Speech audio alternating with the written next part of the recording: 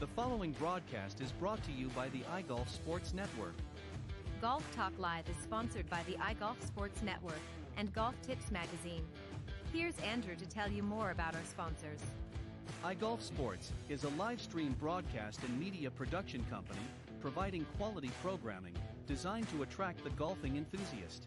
And Golf Tips, the game's most in-depth instruction magazine, including reviews on the latest equipment, tips from top teaching professionals, all designed to help you improve from tee to green.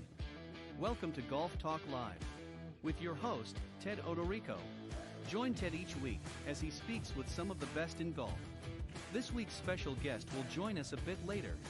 But first up is another great discussion on Coach's Corner. So let's introduce tonight's Coach's Corner panel. All right, good evening, everybody, and welcome to Season 13 of Golf Talk Live. I'm your host, Ted Odorico. We've got a great show for you this evening. I'm going to be joined in just a moment by a very good friend of mine, Alex Fisher, who's going to be joining me as my guest panelist on Coach's Corner. And then a little bit later on, I'm going to be joined once again by golf fitness expert Bob Forman as he gives us a few more tips to get us off on the right track this season when it comes to our fitness. So we'll talk to him a little bit later on in the broadcast. And then finally, I'll be joined a little bit later still by my very good featured guest, Justin Carlson. He's the Vice President of Sales for the Indoor Golf Shop. He'll be joining me on the second half of the broadcast, so you want to make sure you stick around for that. Just a quick reminder, if you want to tune into the broadcast, if you go to the iGolf Sports YouTube channel, or you can also find it on Spotify under Golf Talk Live. And if you're interested in just the audio version, you can go to Spreaker.com or wherever you listen to podcasts, you can listen to the audio version there. But if you go to YouTube.com/@iGolfSports, all of the broadcasts, video broadcasts are uploaded there every week. And there's always a new episode, or you can find it on Spotify.com and again, Spreaker.com for the audio version if you want to listen to that. But I'm going to tell you a little bit about my first guest, and then we'll get into our panel discussion here on Coach's Corner. As I mentioned, his name is Alex Fisher. He's originally from Nottingham, England. Alex and his wife, Mary, settled into Arizona to continue his golfing career here in the U.S. In 2012, he was recognized by Golf Digest as one of America's best young teachers and a top 40 under 40 instructors. And in 2020, he was made a top 25 instructor with Golf Tips Magazine and a contributing editor. He's also, right now, you'll find him as the director of instruction at the Glacier Club in Durango, Colorado. That's where he's going to spend from May through September of this year. And then a little bit later on in the season, he'll be heading back down to the JW Camelback Golf Club in Phoenix, Arizona, and he'll be there from October through April. So you want to check him in both locations, and we'll tell you how you can reach out to Alex a little bit later on in this segment. But Alex, welcome to Coach's Corner, and thank you for joining me tonight. Hey, Ted, thanks for having me. Always happen. And just a quick side note before we get into discussion, as I mentioned, he's now part of the Golf Tips Magazine instructional staff, if you will, and he's been putting some great, as I know most of you who subscribe to the magazine over the last several years have seen some of his great work, and he's going to be doing even more great stuff by way of videos and some other featured articles that are going to be posted up on golftipsmag.com. We'll tell you a little bit more about that later on as well. But Alex, I thought it would be a great idea to just touch on a little bit about you before we get into some specifics about the golf game and swing and things like that, just to give the audience, being this is your first time on the Coach's Corner segment of the show, and just so people have a better understanding of where you are and how you got to where you are. So when you look back over your career, and I think you had mentioned to me once before that you've been teaching golf now for, I think, over 20 years. Is that right? Yep.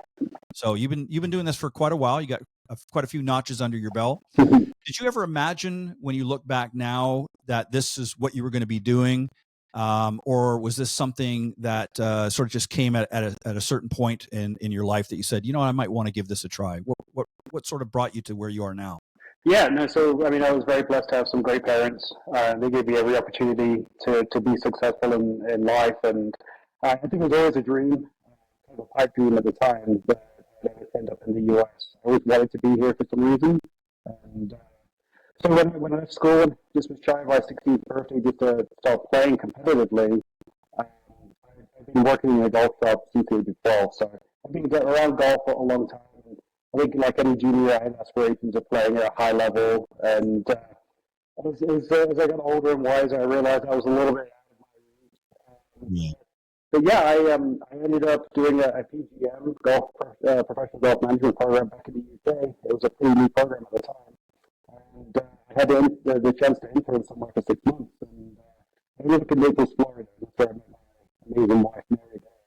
And once I came into the US, I just fell in love with the place. I knew this is where I wanted to be, and just feel very, very fortunate now to call it home. And yeah, the golf industry, golf in general, has been a huge part of my life, and I get to say that I enjoy going to work every day. A lot of fun. I don't look at it as a job necessarily. It's a great thing to be able to do for a living.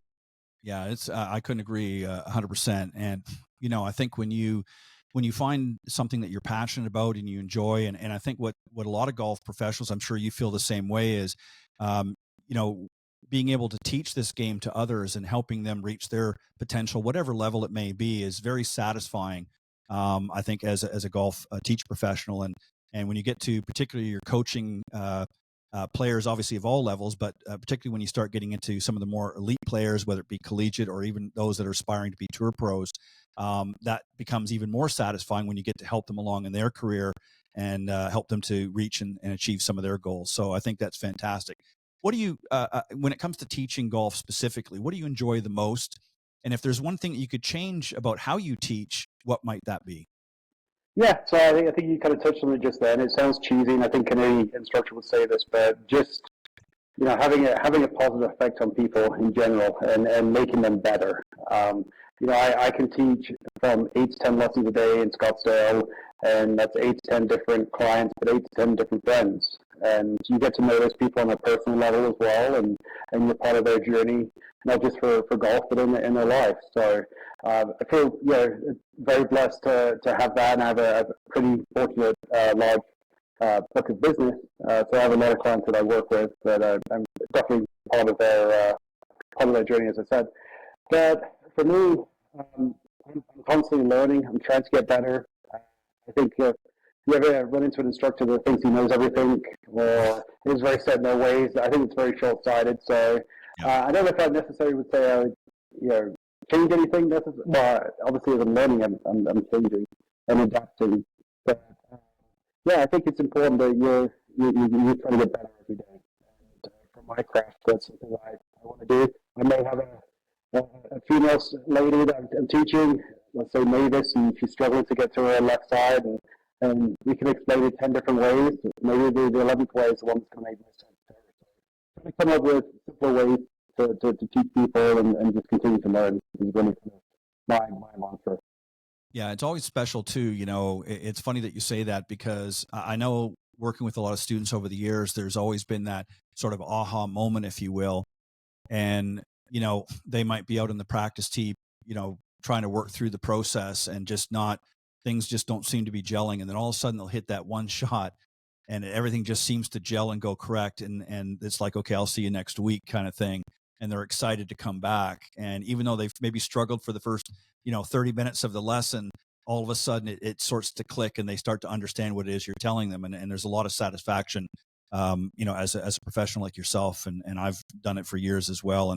And there's just nothing better, I think, than being able to see that expression on their face and just to share in those moments and then just to be able to build off of that. So, obviously we work with a lot of different people. You work with, as you said, many lessons every day. And a lot of our amateurs, we obviously see a lot of mistakes and things that they may not be doing quite the way they need to be doing. And obviously everybody's different. But what are some of the more common ones that you've noticed over your career? What are some of the sort of trending with the amateur golfers? And is there a specific way that you like to address them? How do you work through that process when you identify some of the issues that they're having? Yeah, I think when I look at the lessons during the day, obviously a lot of slicers. Players that really struggle topping the ball or compressing the ball. And so it's a pretty common theme. And, when we look at all the information out there on social media and things like that, there's differing opinions on how to fix those things. So a lot of times you're trying to kind of almost unwind that twine of their thoughts and how they're overthinking things. A lot of times we'll get students that are trying to do something that they physically just can't do.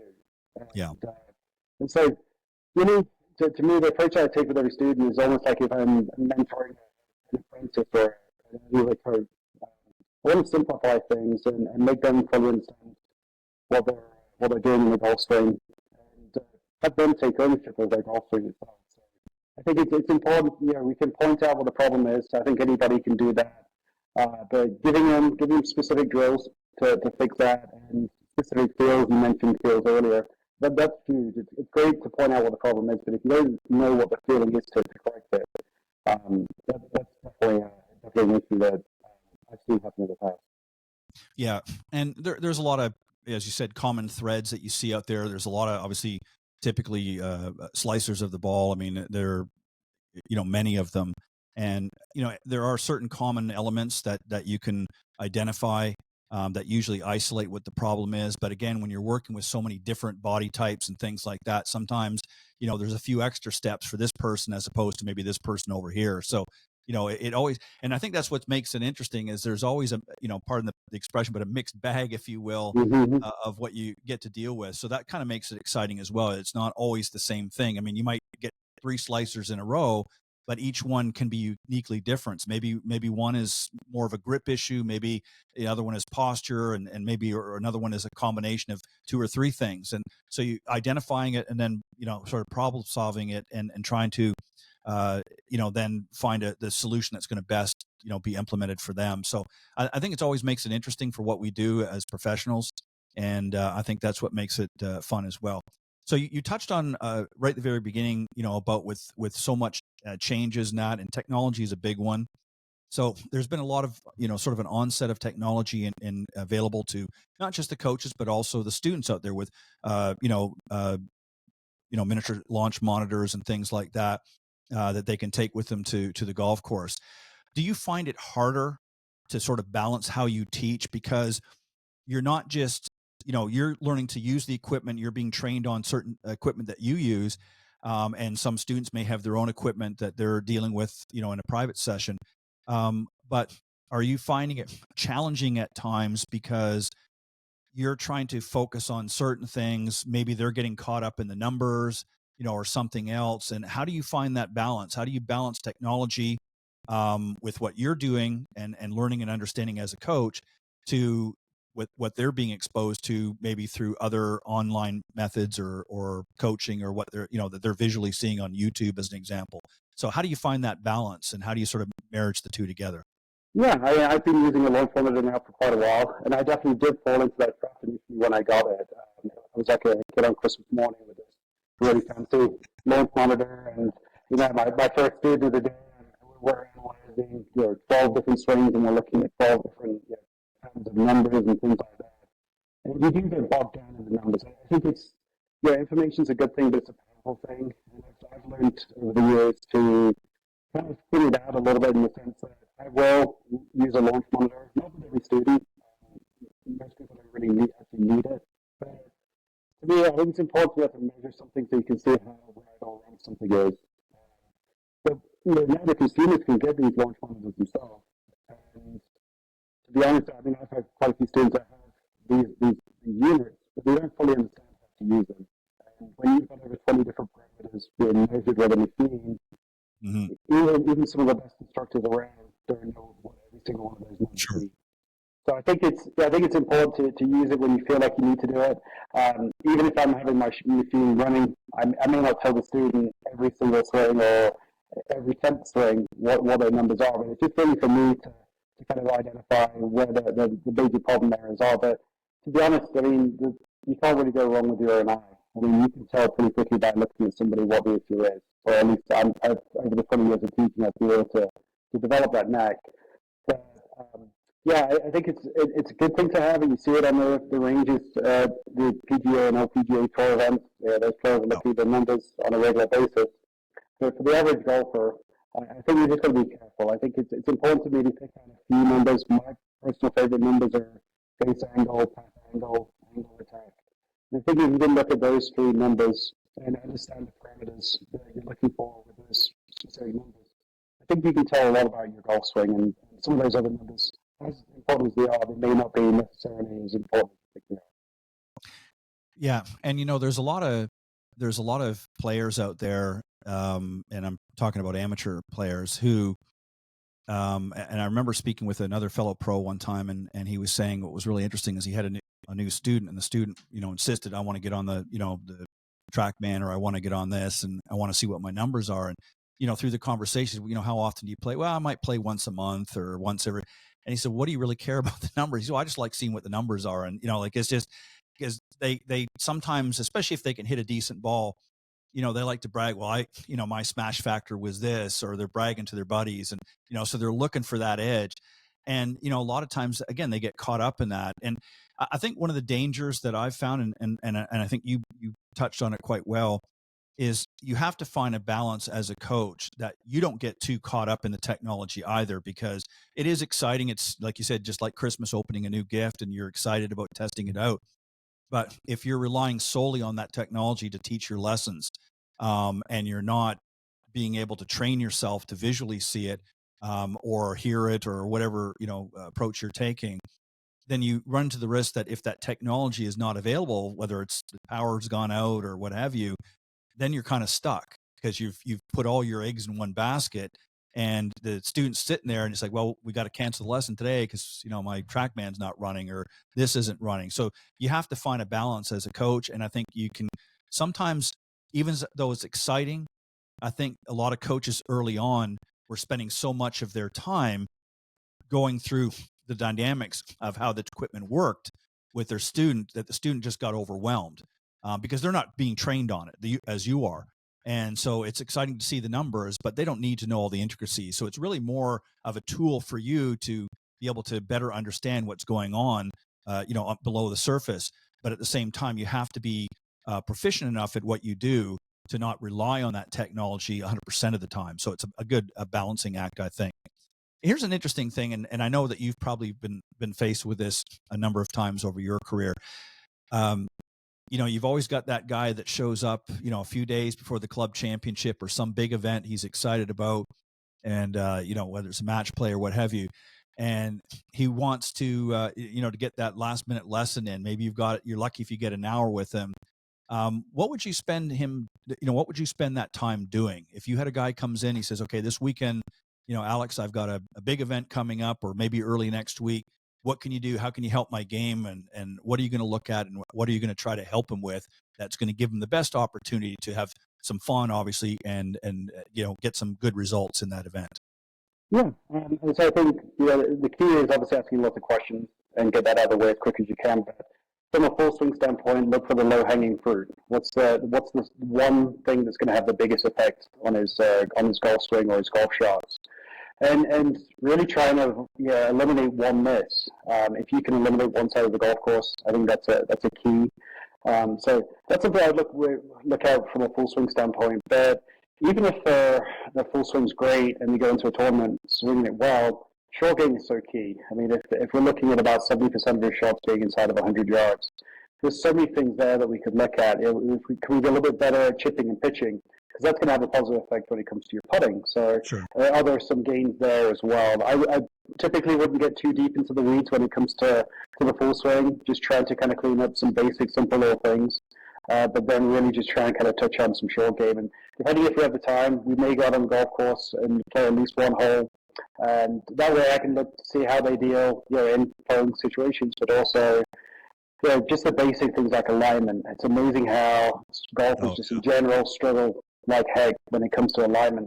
They can be swinging it well, their path looks great, their face is great, but if they're aiming 15 yards right of their flag and they're wondering why it's going to the right, you need to identify that to them pretty quickly, so that way they can keep an eye on that as well. Yeah, and I think there's some basic things that you can certainly do. Again, you have limited time. Even if you're at best situation, you get an hour with them. Certainly a lot of time to look at some things, and obviously, as you said, ask a lot of probing questions to draw out of him or her, for that case, what it is that they're struggling with. But I think you want to give them the best opportunity for success, and really the only way to do that is to look at really I look at two things: is what's going to give them the best opportunity to score and reduce the likelihood of big numbers, and that's obviously in the short game. And then the other thing, which I like you mentioned about taking them out, if you can, out in the golf course for a hole, maybe even two, and seeing how they manage themselves during a hole. Kind of get how's their course management? Are they just standing up there and giving it a whack, or are they putting some thought into, picking a target out and going through their pre-shot routine? It's amazing how many, players you see where, they'll go through a nice pre-shot routine off the tee and they get in their next shot and they're just standing over the ball and they're hitting it right away. They're not going through that routine again. But if you watch the pros on TV, every single shot they do, they go through that same routine.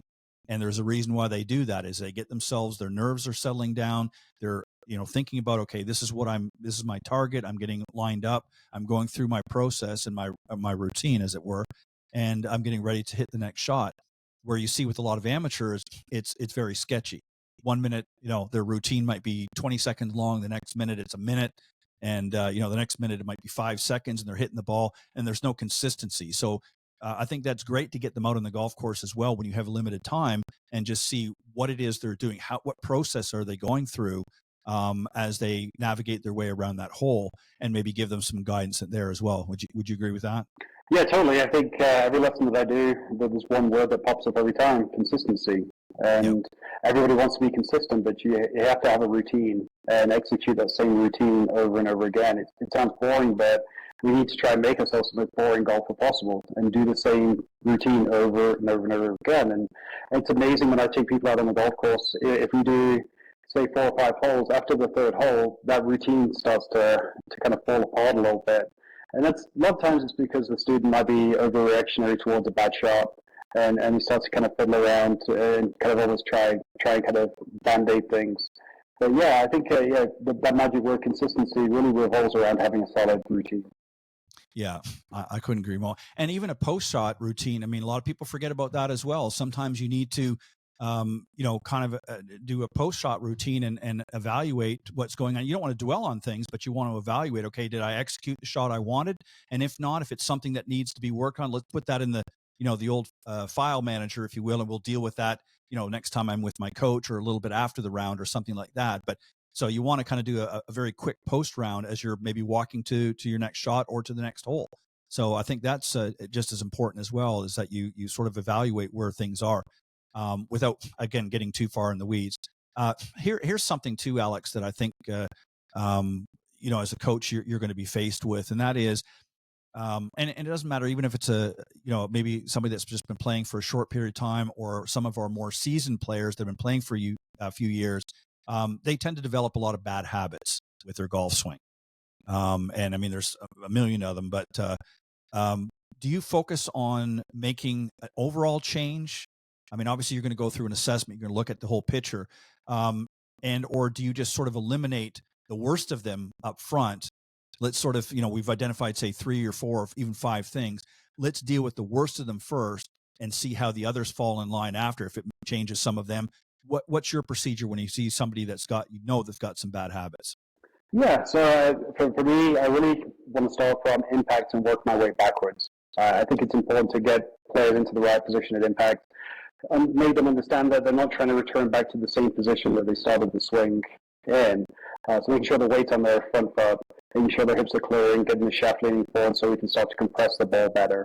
And then really work our way back from that. So whether it is a player that's coming over the top, or if it's a player that's flipping and scooping or doesn't have control over the club face, if you can get them working on small swings first and get them compressing, that's a great foundation to start from. I don't believe in band-aid fixes because they just don't work. You might get through a round and it might stick for a little bit, but it's not going to be there for the long run. So make sure that we kind of focus on impact and impact drills, and then depending on how the swing evolves, working on other specific drills as well, and making sure that they fully understand how to do it. I'm a big believer that people, when they get to the golf course, their body's not ready to swing a golf club. The golf swing is not conducive to how the body moves. So I'll have a student that may warm up at home and then drive 20 minutes to the golf course and then needs to warm up again. But it doesn't last.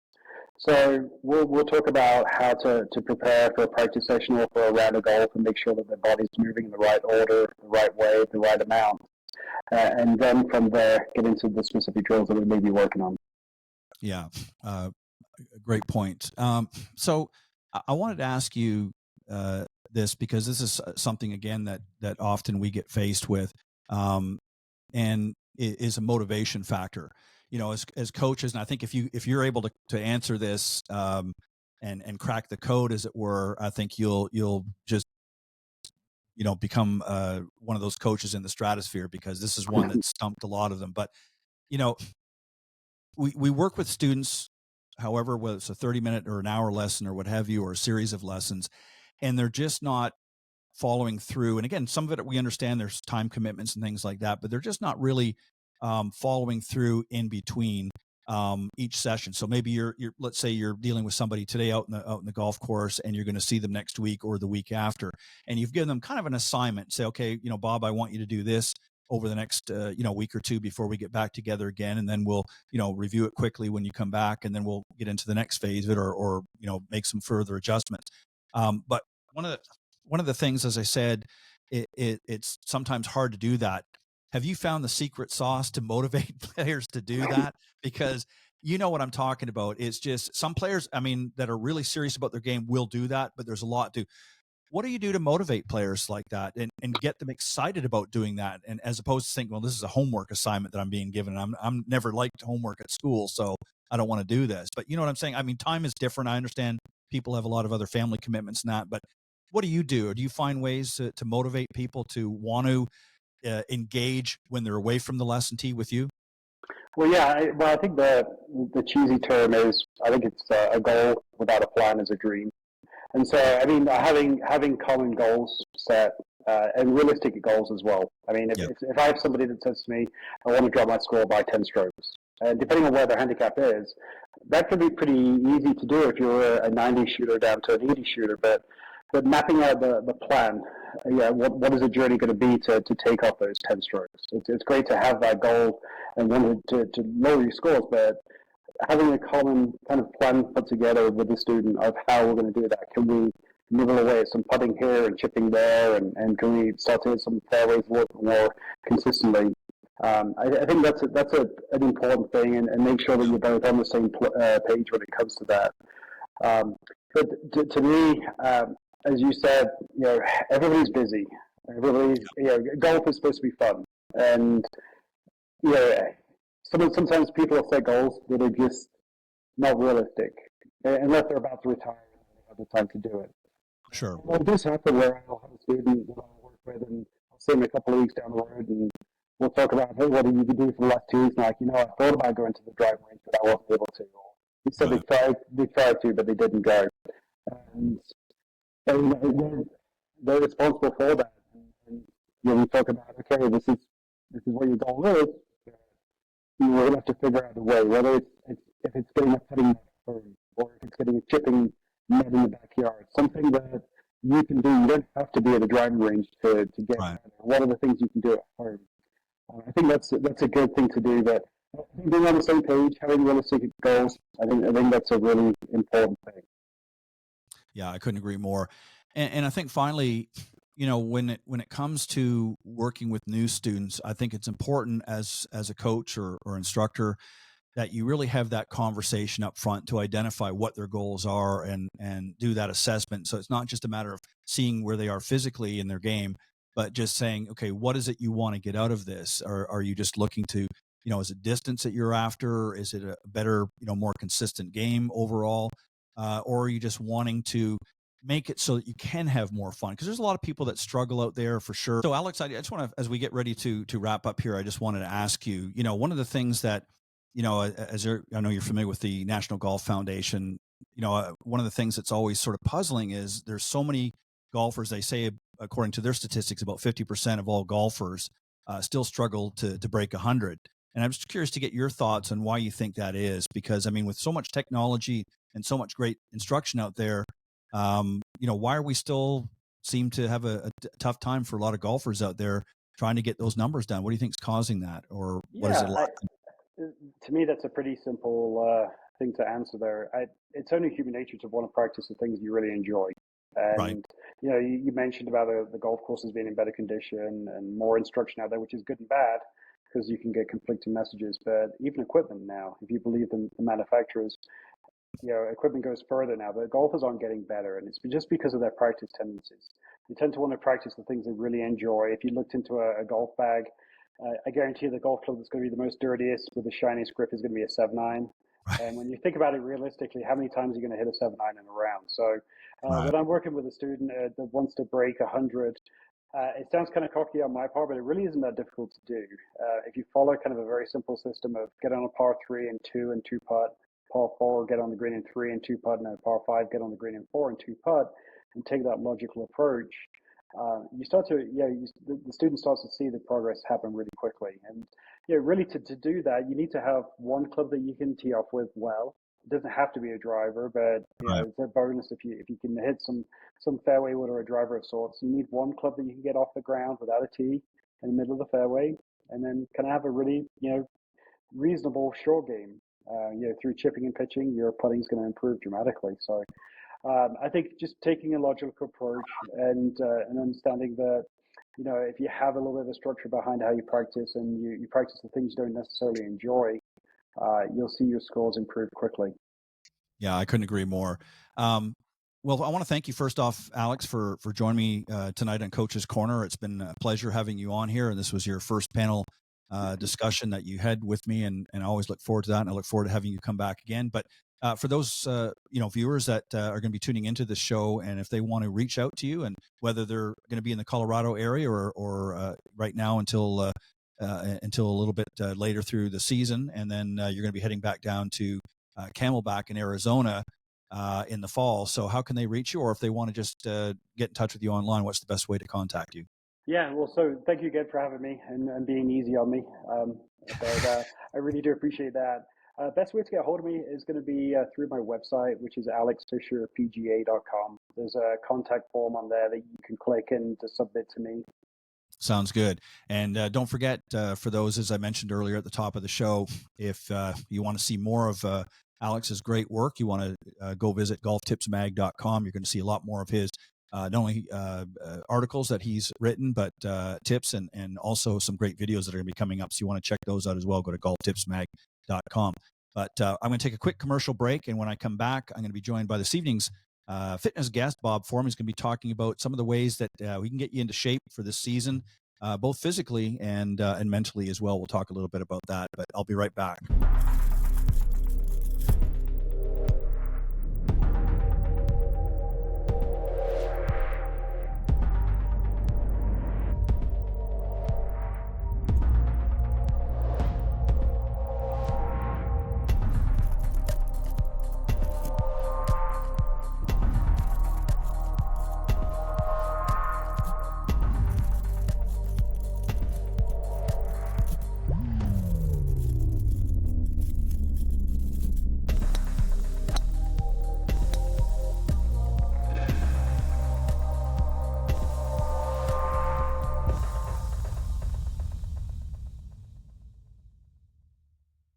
Welcome back, everybody, and I'm excited now to bring on my next guest, certified golf fitness professional, Bob Forman. Let me tell you a little bit about him, and then we'll get going into our fitness segment.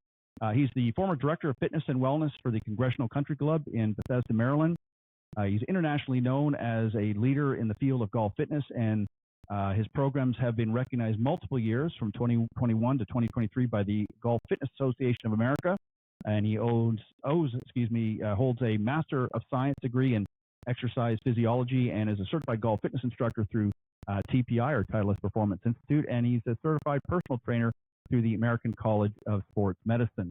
Bob, welcome back. We're going to cover a lot of stuff tonight, or a few things this week, and then we'll get to pick up on the next episode as well, some of the other stuff. But this is going to be fitness must-haves for a better golf swing. Everybody wants a better golf swing, but we've got to get ourselves in shape. And now that we're getting into our warmer season and a lot of golfers out there are able to get out and start swinging a golf club, we want to make sure they're in tip-top shape before they do so. So let's talk about the first point we're going to get to. We're going to get through a few of these. We won't get through them all tonight, but we'll pick it up on the next show. So we want to find balance between our chest and upper body muscles and have sort of what you call a neutral spine at a dress angle. So give us an explanation of what exactly does that mean for those of us that are not certified golf fitness professionals. Yeah, well, this is kind of an epidemic these days in golf. It's what's called the C posture. It's a bowing of the spine at address when the golfer's standing over the ball. And it's more prevalent today because of technology, computers, handheld games. Every dentist I work with pretty much has C posture because of the position that the body is placed in most of the day, and the body will adapt to that position. And when you're hunched over a computer or a patient, you're kind of rounded in the shoulders. So what happens is you shorten or tighten these muscles across the front part of the chest, and you elongate and you weaken the muscles in the upper back called the rhomboids. So the shoulder blades tend to flare out and allows that rounding of the shoulder. In the golf swing, like I say, it shows up as the C posture, which is not a good thing because it will limit your backswing. So it may detract from distance that you would like to see in your golf shots. It can also cause things like the golfer going into what's called a reverse spine, where their spine angle is now leaning back towards the target versus staying away from the target. And that just doesn't set the golfer up well to initiate the downswing in the proper sequence. So a lot of things can go wrong with this imbalance that is very prevalent today. And we've talked about it over the past few weeks, exercises that you can do. Basically, you want to stretch the tightness. So you want to get into an exercise that will stretch the muscles across the front part of the chest and shoulders. And you want to strengthen those rhomboids in the upper back. So yeah, very prevalent. And like I say, easy to fix. A lot of golfers don't realize they have this posture unless it's pointed out to them. And, it's something where they can work with their pros or work with their golf fitness professionals to help them correct that. And let me just point out, too, because this is something that I think typically in the past was more prevalent with some of our older or more senior golfers. But now you're seeing it even in the younger golfers because of things like computers and cell phones and all kinds of other things that they're doing. But is that not the case? I mean, it was typically something that, as we get older, I mean, our posture just naturally, we're not as physically active in some cases. So that was something that you saw a lot more of in our older golfers. But now you're seeing it even in, I see 20, 30-year-olds out in the tee and, the lesson tee, and they're slumped over, or see them, at their, at the mall, and they're slumped over looking at their phones all day long. And so this is something you're seeing in the younger generation now too, right? Yeah, I mean, we got strong thumbs, playing those games. But our postures are horrendous. I mean, and it impacts your golf swing, but it can also impact your health, because as you're in that rounded shoulder posture, you're crowding out the chest cavity where the heart and lungs are. So it can detract from their efficiency as well. Yeah. And, I know there's a lot of things, and we'll talk about that in a bit more detail at another point. But I know there's a lot of exercise that you can do. I know, even just, pulling back, your shoulders. Obviously there's a correct way to do it, but and just learning to sit up with a more erect posture, if you will, and learning to sit straight. My mother, I remember when I was a kid, used to always say, sit with your shoulders back. Don't sit slumped over at the dinner table or whatever. And, now at the time I thought, oh, here she goes. But now when I look back, she was right.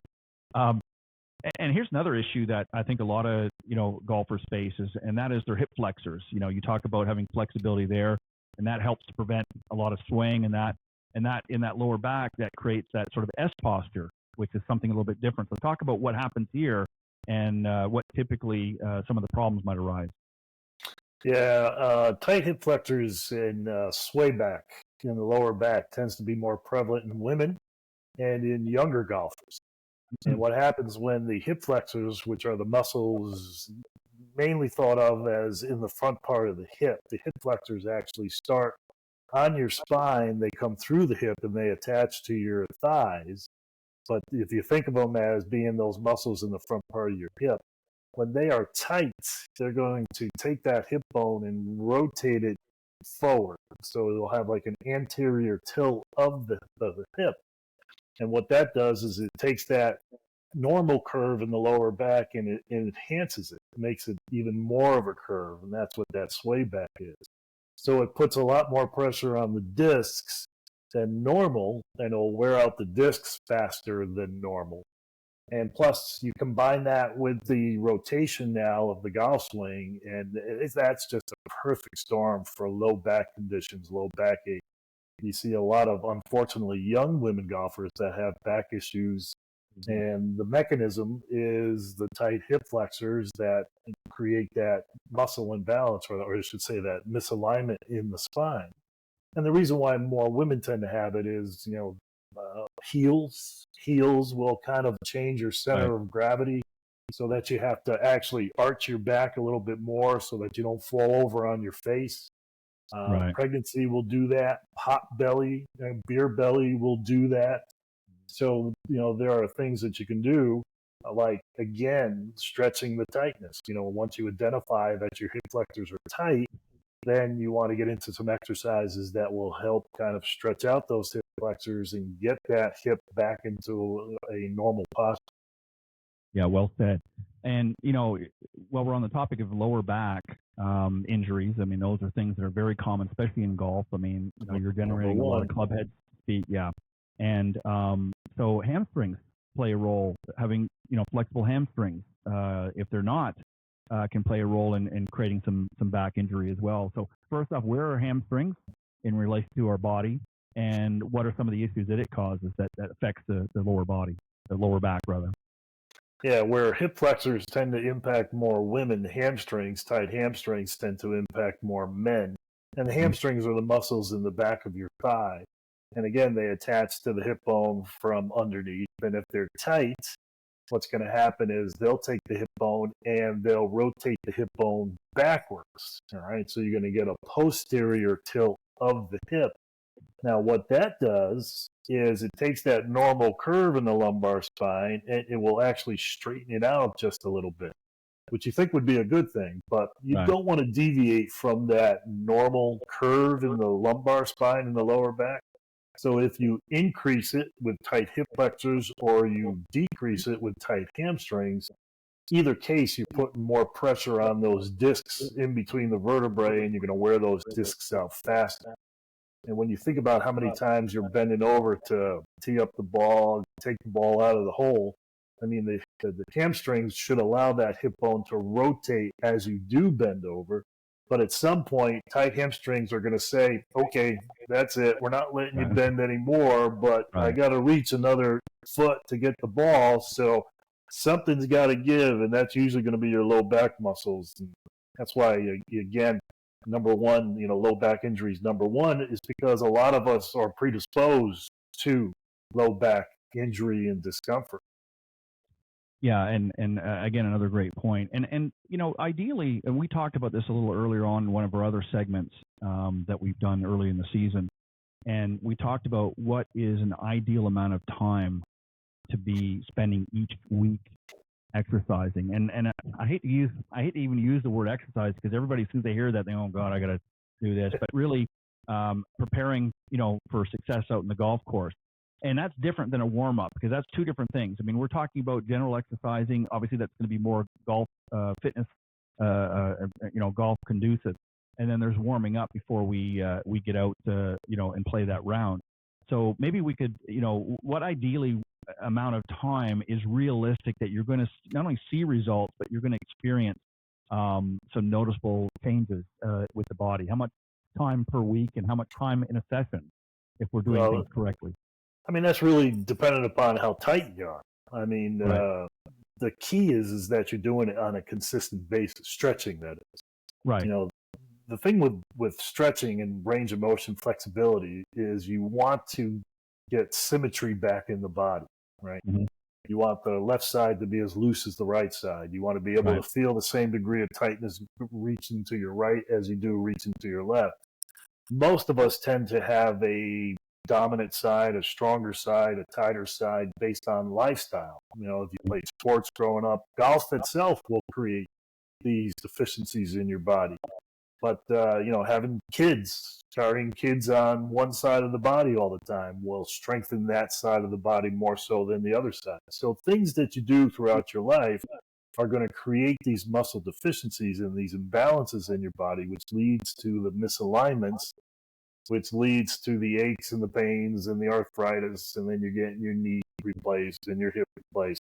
So stretching on a regular basis, I mean, if you can do it daily, that would be fantastic. But, most days of the week, if you can get into and it doesn't take a whole lot of time. No. I mean, 15 minutes, 10 to 15 minutes every day, every other day can really do wonders in terms of bringing back that symmetry to the body so that you reduce the potential for injury and you enhance your playing performance.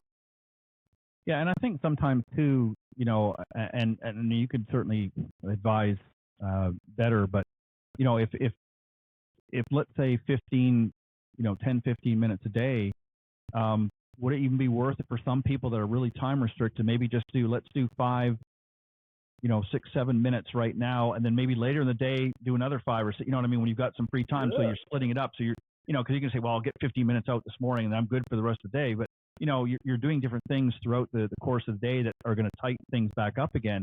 So if you're maybe doing 5 minutes in the morning when you're getting up and loosening up and getting ready for the day, and then maybe, do another 5 minutes partway through the day, later in the afternoon or early evening or something like that, and other things, maybe going for a good walk, but just doing things and keeping yourself active throughout the day and not just sort of rushing to get something done. But everybody can throw 5 minutes here and there. A lot easier than trying to, 15 to 20 minutes to do some sort of a program. And that's where, a lot of people fall into that trap. Is that a pretty good assessment?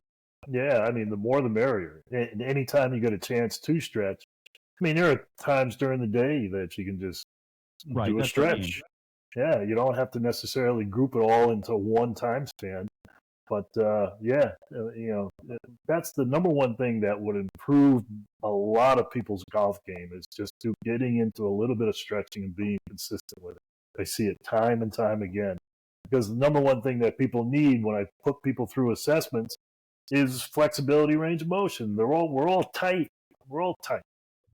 Yeah. And again, obviously, as we get older, things happen more naturally, but there's things that we can do to I mean, you're never going to be, like you were in your 20s, but, you can certainly improve things dramatically by keeping active and doing things. But again, because you're wanting to be successful in playing golf, you've got to make sure that these are exercises that are going to be conducive. Flexibility, like you said, I mean, range of motion is another one you talk about, and that is, trying to develop an adequate range of motion, especially with the mid back, the lats, if you will, and because people need to have a good shoulder turn. You do have a good shoulder turn, and you create that sort of torque, if you will, between your lower and upper body. You're going to be able to generate a little more club head speed. And there's a lot of people that can't separate the two, and so they're not able to generate any power. And everybody wants to hit the ball farther. So that's another issue that people face with and again, that's where the flexibility comes in, is their lack of. Is that correct? Heck, yeah, definitely, most definitely. I mean, like you say, the tightness will kind of lead to improper swing faults and stuff like that is going to wreck your game.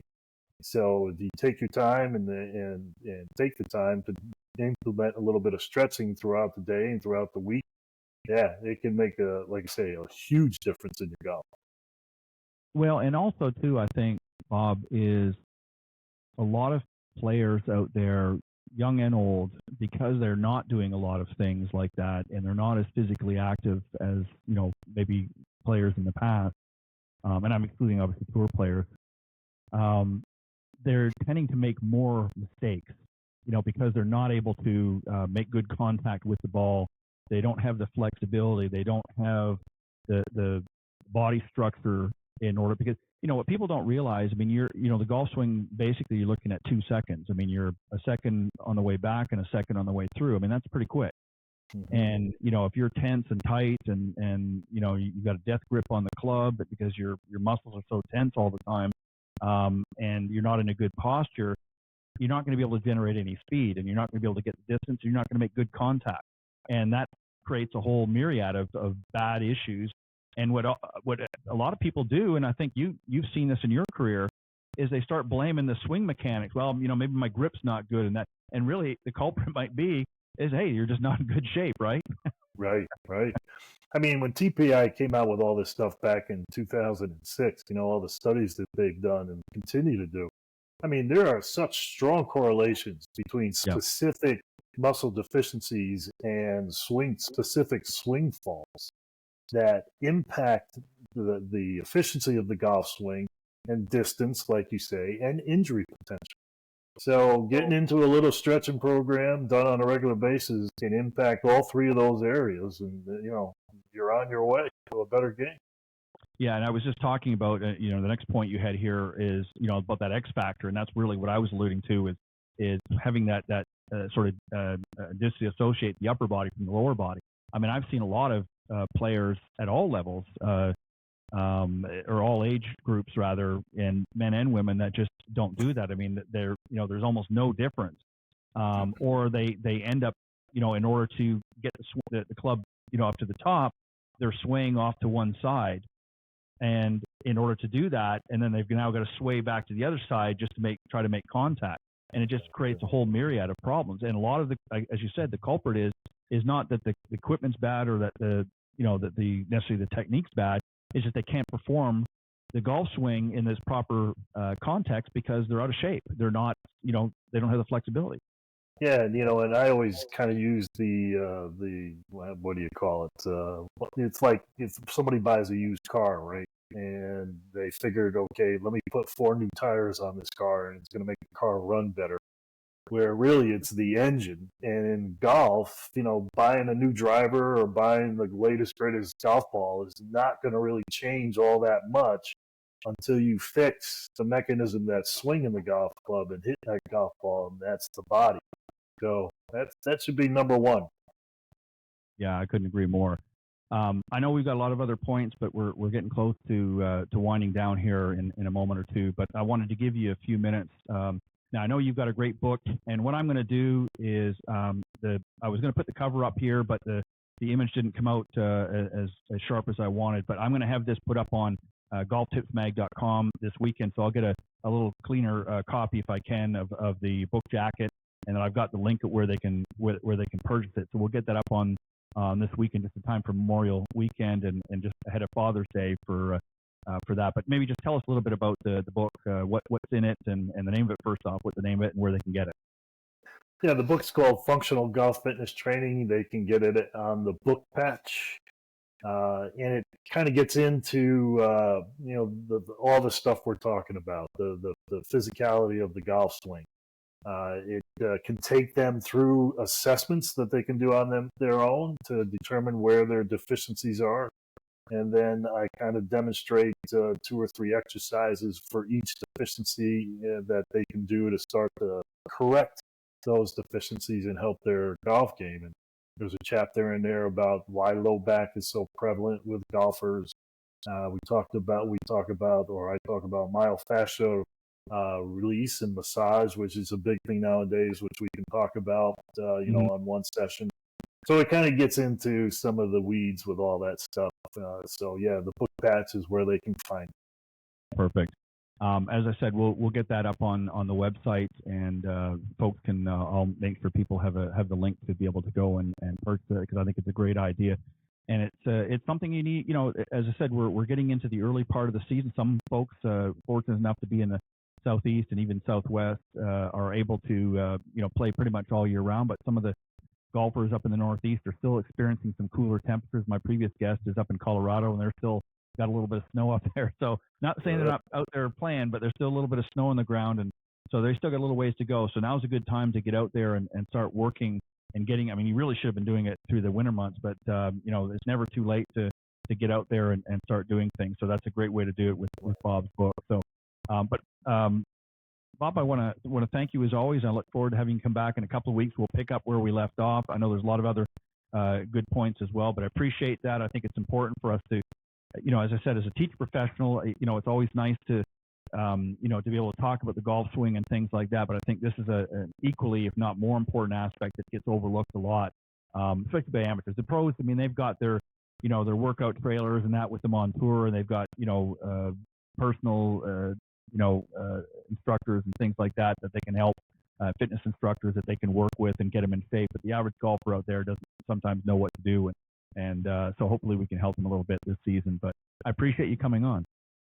Yeah, and they can also go to the website, Golf Fit Carolina. It's one F and one T, GOLFIT Carolina.com.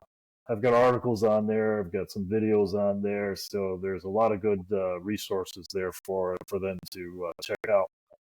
Sounds good. GolfFitCarolina.com. And I think your book is on there as well. So they can actually, is it not? I believe they can do that as well. So it is on there. But as I said, I'll have it up on Golf Tips Mag for this weekend for sure. So you can check that out there as well. But Bob, thank you very much as always.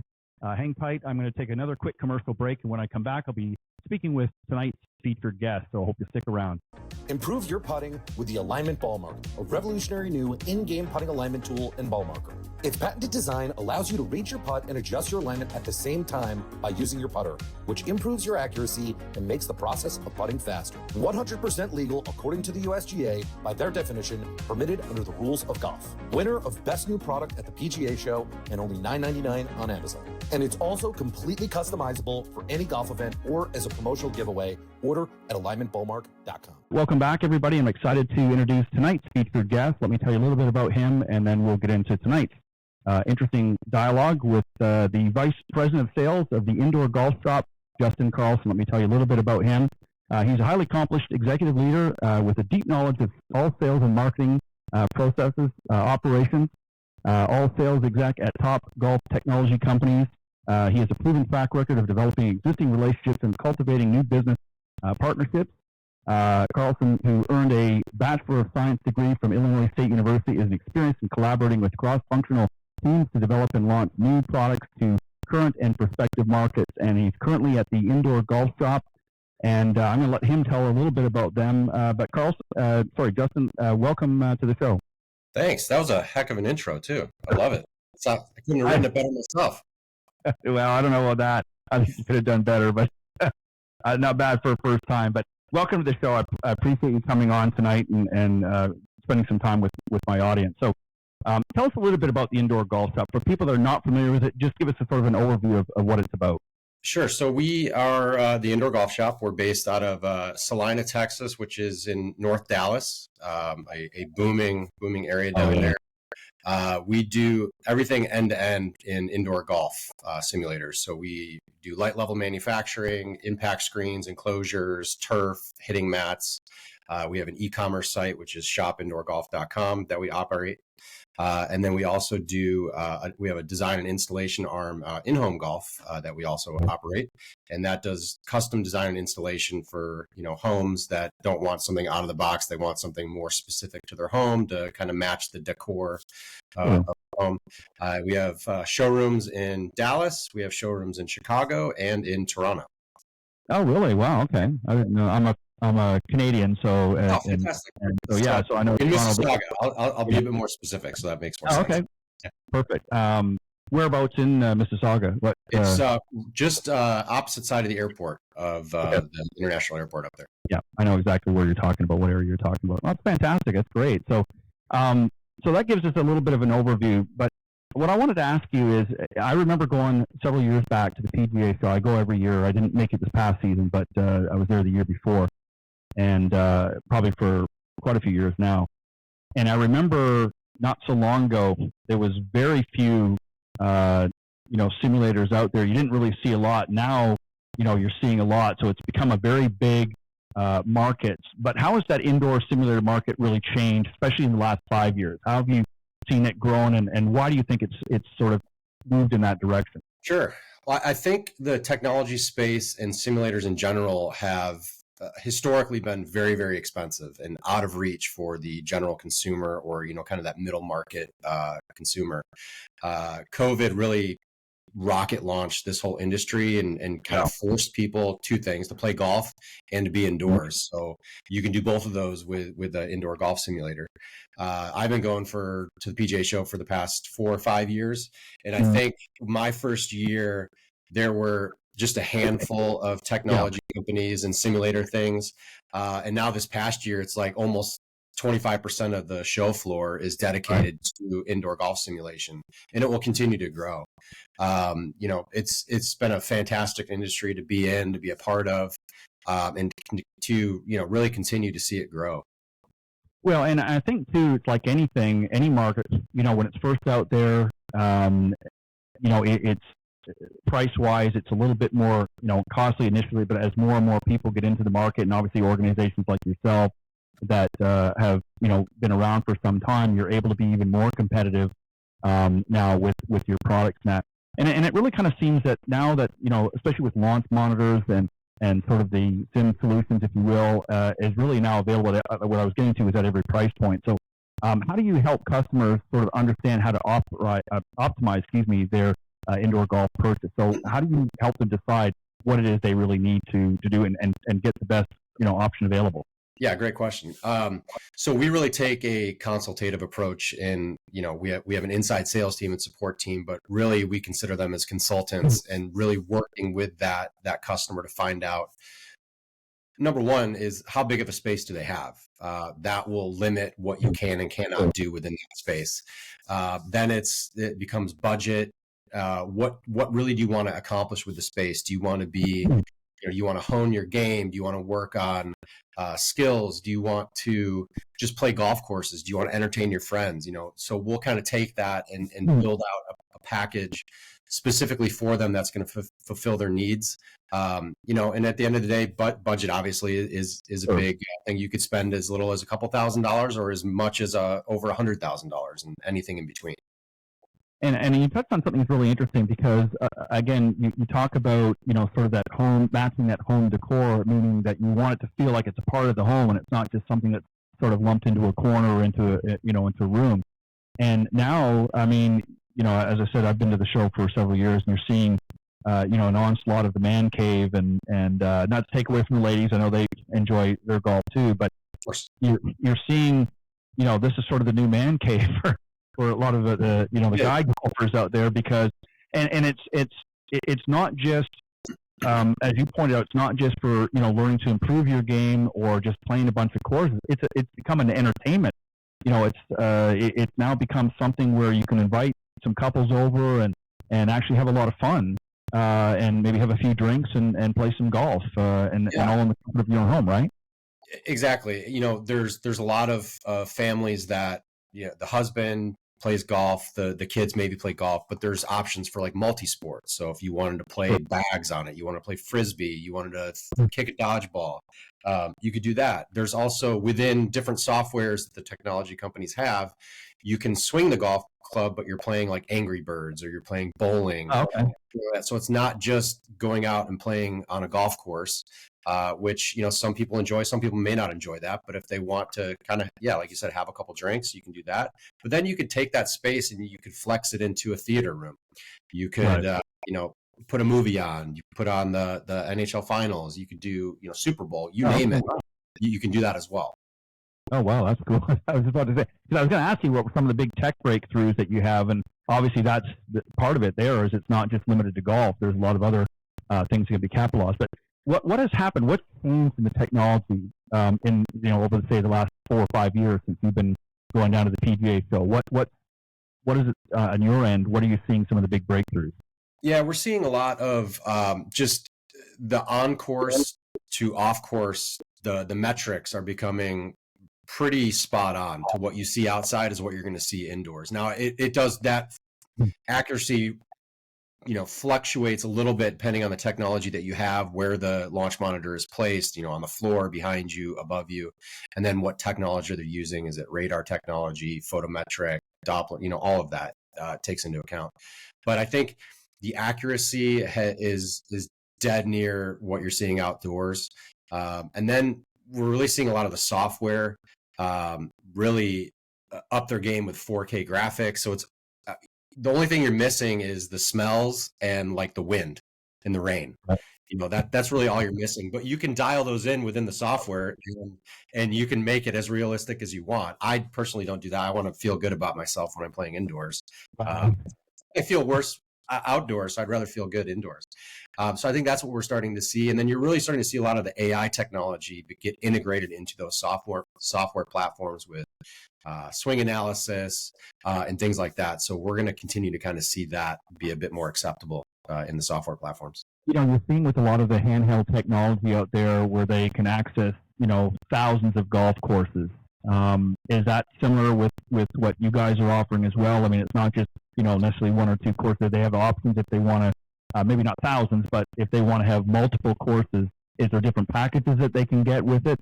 Where maybe basic packages comes with 3 golf courses. I'm just trying to get a general idea of how it works. Yeah, it really all depends on which launch monitor technology are you going to use. If you use something like a TrackMan, they have their own software and they have plenty of courses, well-known courses that are mapped out and true to on-course feel. Then you'll have things like Unicore. They use like a third-party platform, and that's going to have hundreds of golf courses beyond, maybe close to 1,000 and growing. And then so it really just depends on what technology you end up going with, but there's so many different software options out there that are available. Now, if you, again, depending on what package you go with, do you have options? Let's say if you get package A and you want to upgrade, is it a fairly easy upgrade, or do you have to upgrade equipment, or there's some situation where maybe equipment is necessary, or once you purchase, make the initial purchase, you have options to upgrade the system or what have you as you go along as your needs change? A lot of the software companies are now starting to go kind of do an annual subscription, so you can stop or start at any point in time. For certain softwares, you can go in one technology and then you can upgrade to a new technology and just transfer your subscription over. So really, I think it's pretty easy to do that, because we see a lot of our customers starting with a lower price point technology to kind of get into the industry and get into simulation. And then a year, 2 years down the road, they're like, oh, you know what? That was great, but I want something different. My needs change. So now I can upgrade that technology. So and that's what I'm getting at, because you're coming in, you're setting things up, and we're going to talk about that in a moment. But give us an idea of the sort of the overall mission of the Indoor Golf Shop. What sort of sets you apart in this environment? Yeah, so I mean, we have a great set of core values that really parallel the game of golf. Top of mind is take care of the customer always. Customer always comes first. That's who puts food on our plates. That's who keeps the lights on. That's what we do. So we really go above and beyond to service our customer. We treat every customer like they are our only customer. We make sure that everybody from support, sales to operations to shipping, everything is handled with care. We make sure that it arrives in time. Over communication is extremely important to us to make sure that they are happy with their purchase, that they're going to talk nicely about us to their friends when they have them over. The other thing is, we kind of work as if, what was it? Just do what's right for the customer. I mean, honestly, I think that's our biggest core value, and everything else kind of goes there. Just be great. Like, always keep score, do what's right. Even when nobody's looking. I mean, that's just kind of like the game of golf. Don't take shortcuts. Yeah. Don't be kicking it out of the rough. Exactly. And that's a great point, Justin, because, I think for businesses that, there's a lot of great products out there in every market, but it comes down to customer service. It's okay. Once they've got your product, are they following up? Are they engaging with you? Are they making sure, that you're satisfied with the product? Not just, immediately post sale, but, down the road, are they following up? Are they, engaging with you? Are they responding to, questions or concerns that you may have, or issues that, from time to time that arise? And it's particularly when you're dealing with more of an in-home market, and that's something I wanted to ask you about as well. This is a bit of a game changer for you, because you guys ended up buying in-home golf business, and that sort of allows you, now you're going and actually installing through that as well. So it's not just you're selling something, somebody else is coming in. You guys are now sort of a one-stop shop. So that's a big game changer for you, right? Yeah, I would say that that really completed kind of the circle for us. That was our kind of last piece of the puzzle. We were doing everything, and then we were just shipping it out, and somebody else would install it. So we never really got to see that final product firsthand unless they sent a picture to us. So now we're really able to be completely vertically integrated. We control every step of the way, from manufacturing through the purchase process to the installation, and then post-purchase as well. So it's nice to be able to kind of handhold that customer throughout that journey. And they become friends of ours, right? We get Christmas cards, we get cookies, all of that stuff, right? It's cool. We for the first time, like kind of in my professional career, it's not like I'm selling at all. Like a lot of times the customers are selling us. Like, I need this in my home, and it's like, we will find you a way to get this in your house. Well, and that's the way you want it. Is you want to have it really comes down to sales is really nothing but more than really relationships, and the more close the relationship you can have with a customer, and their confidence in what choices you're making and helping them decisions making. And I always equate it to, the reason why I was so curious about that was because now you see on TV there's a company, I think it's called Anderson Windows, and that's what made me think of it is they do everything the same as what you're doing. Is they don't just make the product, but they manufacture it, they sell it, they do everything. And that's essentially what the Indoor Golf Shop is doing now as well. Is you guys are not just producing everything on your end, but you're actually out installing it. You're seeing the customers, you're getting in touch with them, and you're seeing the finished product. So you have a little bit more sense of pride as opposed to just shipping it out the door and letting somebody else take with it, because that can, unfortunately, and I know you have to sometimes start in that market, but it's nice when you're able to come full circle and be able to bring that in home, because that is a huge, huge selling feature. Yeah, I would say it also helps us stay in tune with the customer. We can see it being installed, and we can then make changes and adjust our products to make sure that we're providing the best experience for that customer as well. So we can see it, our installers are the last line of kind of defense for us.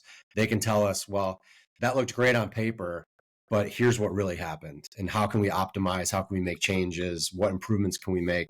Things like that.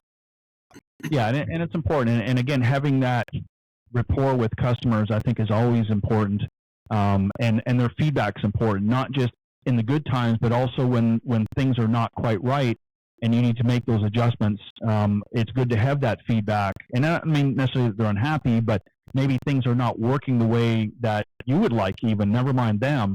So then you need to go back, okay, maybe we need to look at the software. Maybe there's a glitch here, or there's something that needs to be adjusted to make it a better experience. So there's always going to be tweaks and things.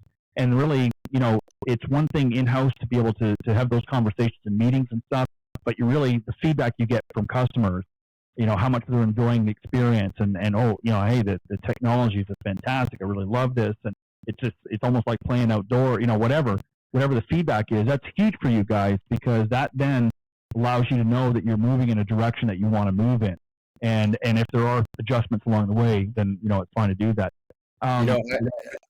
I would say when we get like a bad review or unhappy customer, our founder will take that and he will have a meeting with all the leadership team, and he'll say, what happened and how do we fix it, right? How do we make it right?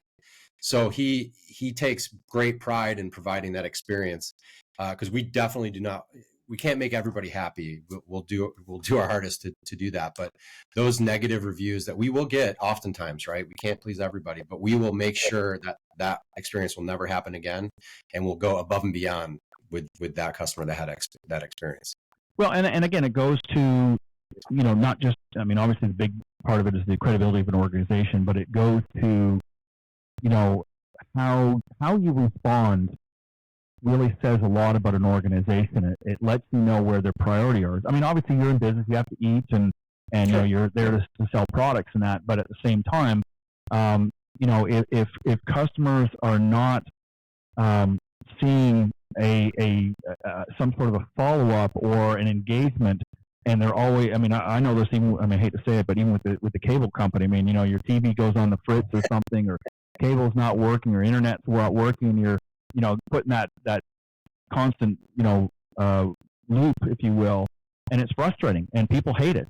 But we have gotten to the point we can't live without our TV, so you have to put up with it sometimes. But But for companies like yourselves, it's customer service.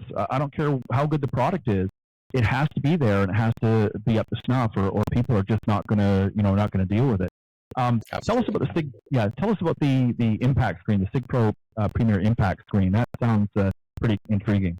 Yeah, so we just launched that 4 weeks ago, maybe 4 or 5 weeks ago or so. So it's like a 4K gray screen. So there's only so many things you can kind of innovate in kind of our world, and that was a really cool addition into our arsenal.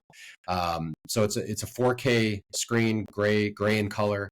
It's great for like areas that have a little bit of ambient lighting or higher lit areas, and it provides a more definition of the darker colors and kind of enriches that whole picture and really brings out that 4K projector.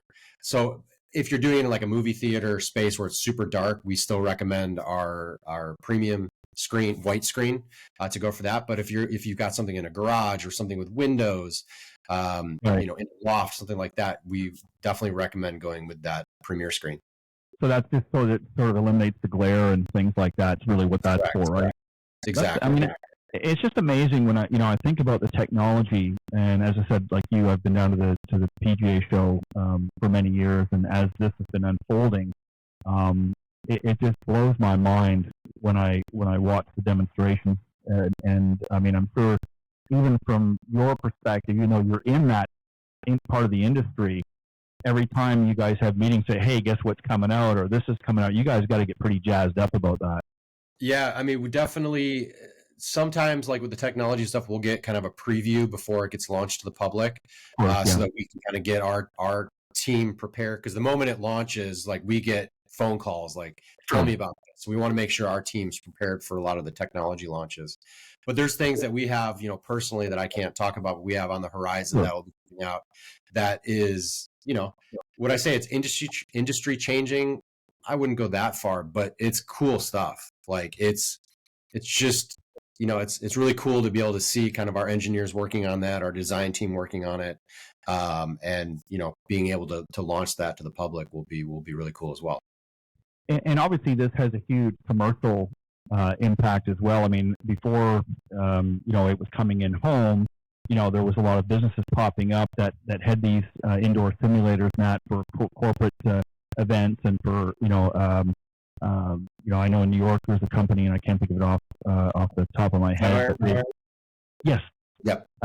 They've got that in there, and they've turned it into a business and very, very successful and doing well. So a lot of those popped up. Now it's coming more in home and that. Where do you see the market as far as, is this something that you think that the next generation of golfers is really going to drive? I'm as you can see, I got a little gray on top here, and so I'm in young 60s, but nevertheless in the 60s. So I've been around for a little while, seen a lot of things come up. But is it the younger generation that's really going to start driving this because they're sort of already tuned into technology quite a lot, and is that what's sort of helping to drive your market a little bit, you think? I would agree with that statement. Having young kids, relatively younger kids myself, I've got a 16-year-old who he plays indoors and outdoors. He likes to kind of play both, but on a rainy day, he'll come to our office and he'll hit on the range for an hour or two because he can't go play outside. So I think, and he can play a round of golf in an hour. Whereas outdoors, it's still nice to be outdoors, but it could be 6-7 hours of your time round trip, with everything all included. And he's on a limited income, so he can't go play the nicer courses outdoors, but he can play the great courses indoors. He can play some that probably, he might not get to play for some years indoors. So that's for sure. Exactly. So I think, I would agree that the younger generation is already in tune to technology. They're in tune to all of that. They're used to playing video games inside. So I think they're really gravitating towards that space as well. Talk about this sort of integration with, because it's not just a matter of, you said there were some other sports and things, activities you can do, but let's stick with the golf for a second here and talk about sort of the integration of technology from a teaching perspective. This is a great opportunity. for a lot of coaches in that to use that? What technology is there? What is available to a coach, let's say, that has a simulator at their facility? What is some of the technology that they can utilize when they're working with students?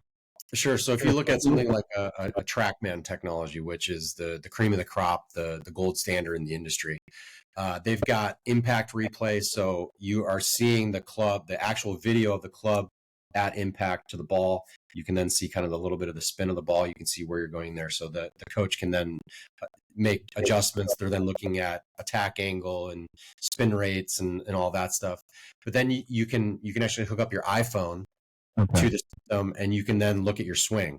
So you're able to really immediately, that coach can make a correction or a minor correction or a tweak, and you can then see that correction in real time after they make that next swing, and then you're able to dial in. So the feedback is immediate.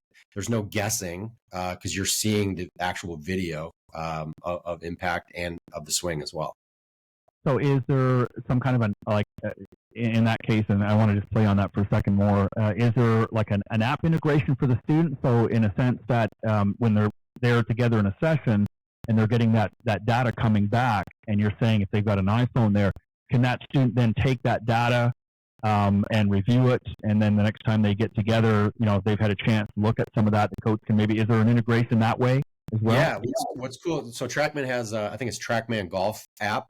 So you go to any facility that has a TrackMan unit, you scan a QR code, you're automatically logged in. Every shot that you take at the range, at a golf, every swing is all downloaded into an app, and I can go back from last year and look at a range session. I can, select my 9-iron. Okay, what was my shot dispersion? What were my spin rates? Like what were my distances? All of that. So it's nice to be able to, like, my son just started playing golf last year, and I've encouraged him to always scan the QR code and see your progression, see your distances. How are you improving? How are you not improving? And so he can kind of take that and run with that data as well. Yeah, and that's important in this day and age, and that's why I was really touching on the, sort of the youth and the upcoming players, and not just necessarily, those that want to aspire to be tour players, but when you're looking at, junior golfers or golfers that maybe want to play collegiate golf at some point, they're starting to understand the importance of statistics. It's not just about looking pretty out there. I mean, they all want to look good, but they also understand that they've got to have a good understanding of the numbers, and they need to know what those numbers are. So if there's a way to integrate that, of course. Sorry, go ahead. No, I was just going to say you're absolutely right, because really you could make a 1% adjustment, and you either increase your club speed by a half mile per hour or 1 mile per hour, and you'll see how that actually changes the total distance, the spin, like all of that. So it's just amazing how, and then they're integrating like flexibility workouts and things like that. And how can I get more flexible to get more speed? And then you're seeing that impact right away. Now, is there, and when I'm using the word integration, there may be a different way of doing this. So let's say, for an example, let's say you weren't doing what you were doing, and your son, you had a simulator, one of these simulators at home, and the weather's kind of nasty. His coach is, an hour down the road or 30 minutes down the road. Can he work on his game in that simulator, and can that data then be connected with the coach? Is that something that's available, or is that something that could be available coming down the road? I don't want to speak out of turn, but I do believe there are options to do something like that, and if there's not, it's going to be out. Yeah, okay, that's what I'm saying. Is it may not currently be because I mean that's going to be huge as well, because again, there's going to be situations where you've got maybe a collegiate player and the weather's just bad, but he's got access to a simulator somewhere, whether it's at home or somewhere else, and if the coach is then able to integrate somehow with that technology, whether logging in under a back end or something like that they can get a hold of that data, so that when they are able to get next time together, then he can say, okay, you were practicing last Thursday, I'm looking at the numbers here, and then they can make adjustments and go from there. So, I mean, if it's not available, I mean, that's something that's I want credit for that if it's not. Yeah, at the PGA show 2 years ago, I do remember seeing like a third-party kind of app that had that ability to do that. So Yeah, I mean, if it's not out now, it's probably someone's listening to this. It's gonna be out like next week. So, Oh, there you go. So, all right. So you talked about earlier. You've got some rooms. You got a room in Dallas and also in Chicago. I know you mentioned Toronto on that, but I understand they're quite decked out and quite impressive. So I'm going to give you an opportunity to brag a little bit about them. So let's talk about Dallas first. sure. If we're coming to visit your showroom there, what are we looking at? Yeah, so Dallas kind of started out with humble beginnings. We started out in just kind of a small corner of a kind of a warehouse space, and it quickly turned into we took over the whole entire property, and there was a house for sale on the corner that we ended up acquiring, and turned that home into a simulator house, so people can actually walk into a home and see what a simulator would look like. We then expanded kind of the garage space, and we have all of our enclosures, all different technologies. So really anybody can come out, whatever their budget is, they can test out hitting mats, and they can look at the enclosures, they can look at our turf, they can look at, something as low as a $700 launch monitor up to the $25,000 TrackMan unit and everything in between.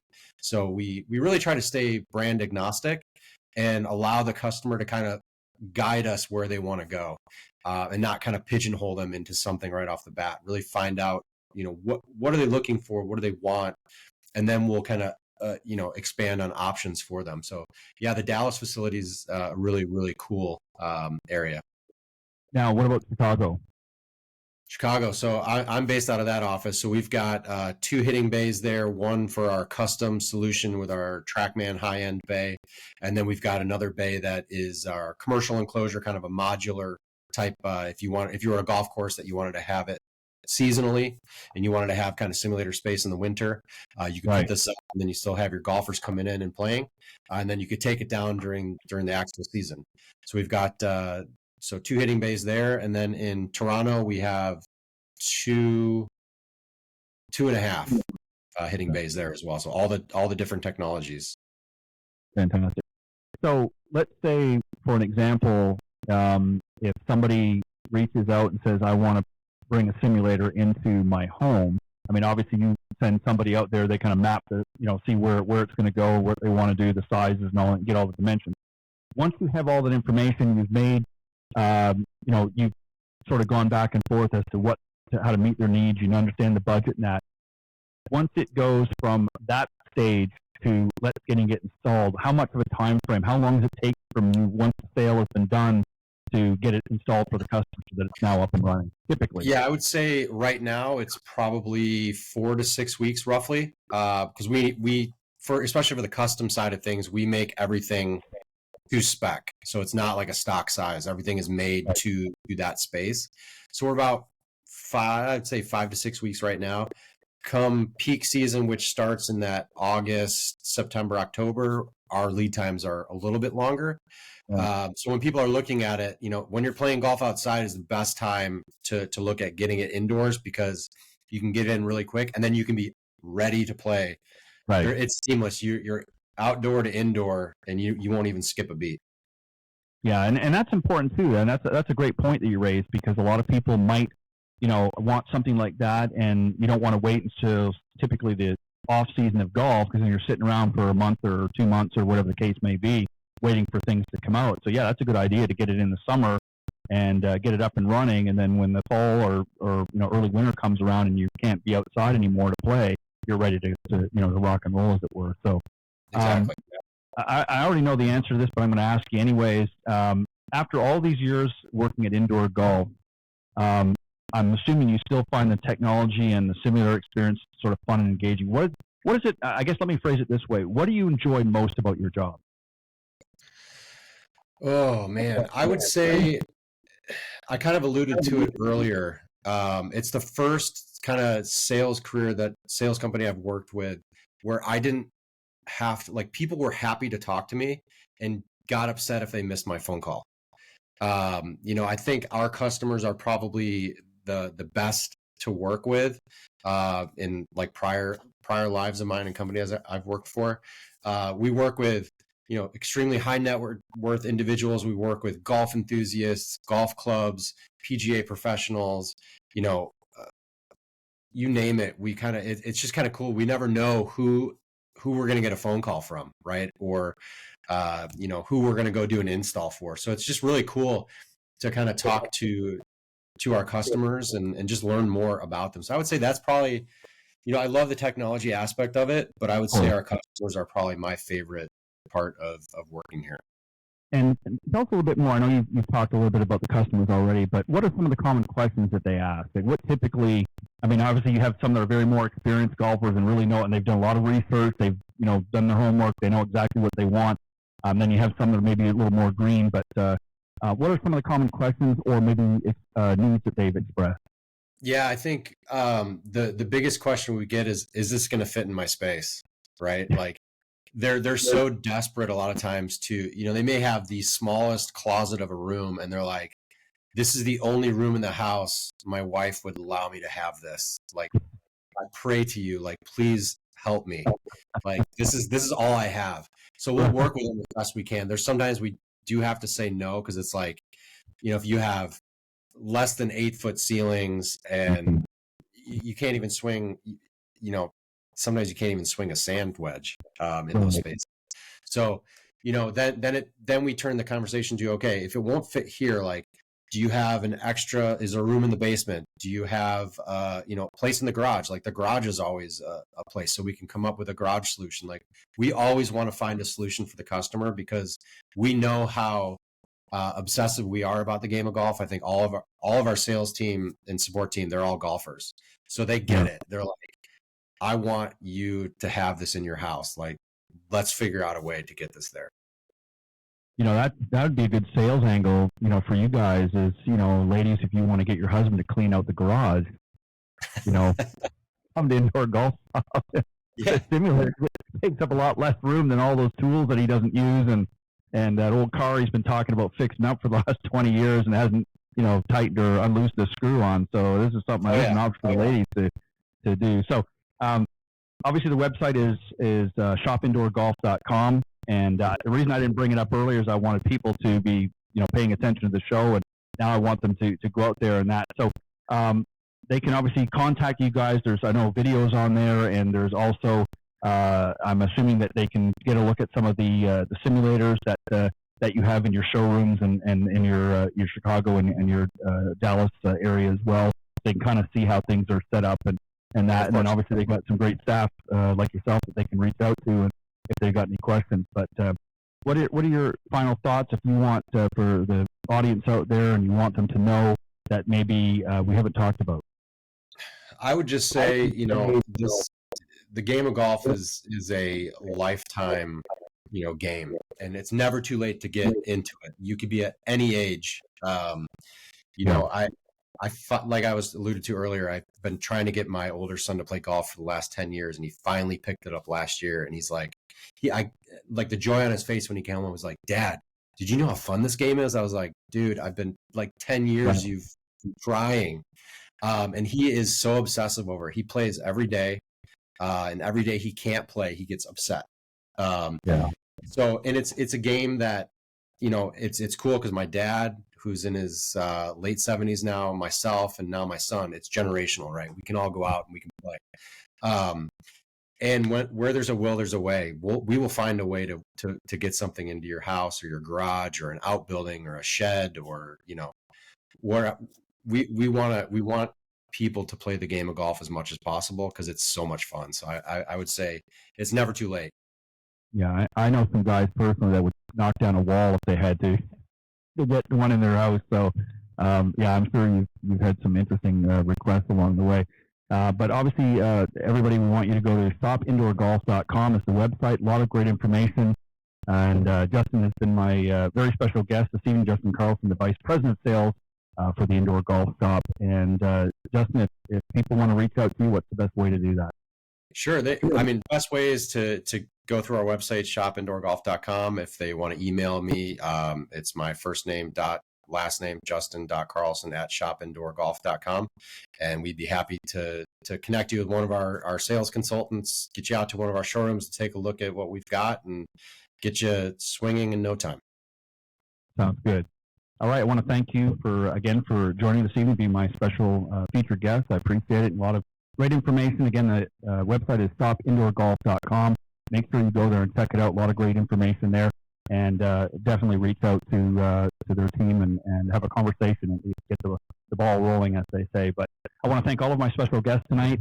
Special thanks to Alex Fisher for joining me on the Coach's Corner panel a little bit earlier on, and for my very good friend, golf fitness professional, Bob Forman, for coming on and talking about some fitness must-haves for a better golf swing this season. So on that note, again, thanks to all of my special guests, and don't forget to visit our YouTube channel at iGolf Sports at youtube.com/@iGolfSports. All of the podcast episodes are uploaded onto that, or you can get them on Spotify.com. And if you're just interested in listening to the audio version, maybe you're driving along and you can't watch it, you can go to Spreaker.com, or basically wherever you listen to podcasts, you can check it out there. But on that note, I will see you guys next week here on Golf Talk Live. Thanks, everybody. And thank you, Justin.